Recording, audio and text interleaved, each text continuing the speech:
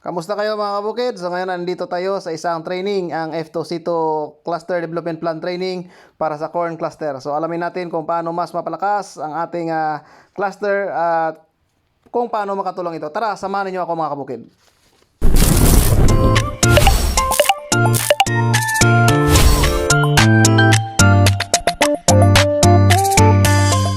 So ang F2C ito mga kabukid ay ibig sabihin ng Farmer and Fisheries Clustering and Consolidation. Ang layunin nito ay i-organize at palakasin yung mga cluster sa katulad namin sa cluster ng mais.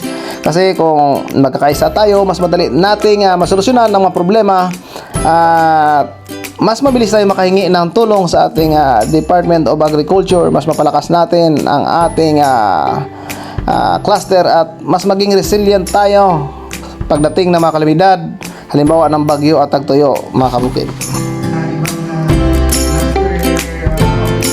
Ayun, ang activity natin ngayon is all about clustering po.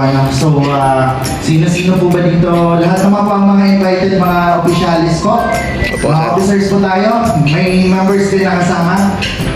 Wala din po. Ayun. Marami tayong natutunan ngayong araw mga kabukid. So una ay ang kung paano gumawa ng 5-year development plan. Tinuruan nila tayo ng SMART objectives.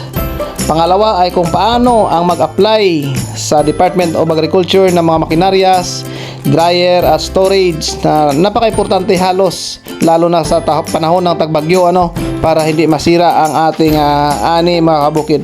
So pangatlo ay ang marketing linkage, Tinuruan nila tayo kung paano makipag-direct transaction sa mga feed mill para hindi tayo basta-basta na lang binabarat ng mga trader mga kabukid.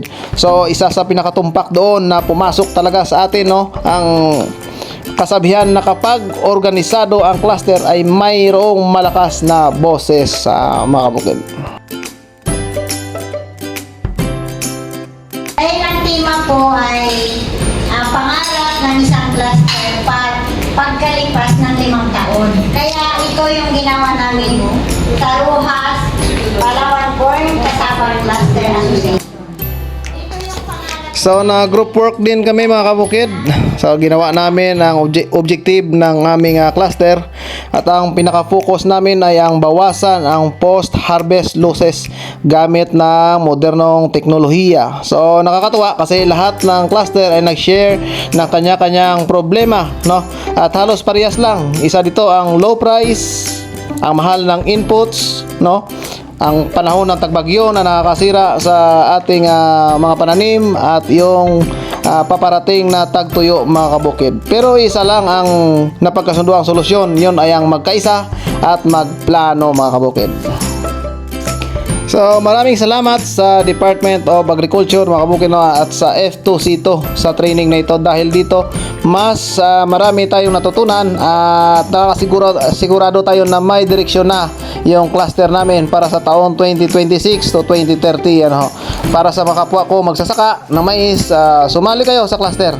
Mas malayo ang marating natin pag magkakasama tayo, Given this 15th day of July in Puerto Princesa City, Palawan, again it is signed by our Regional Executive Director, Attorney Christopher R. Banyas. So this certificate of participation is awarded to Ma'am Flores Marie M. Rossi.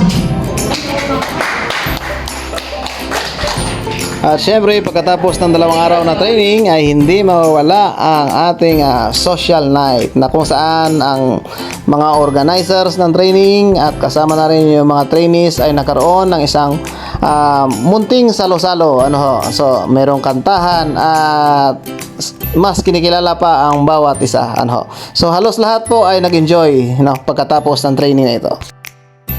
So ayun, hanggang dito na lang po mga kabukid at kung nakatulong man sa inyo ang video na ito, please like and share at subscribe.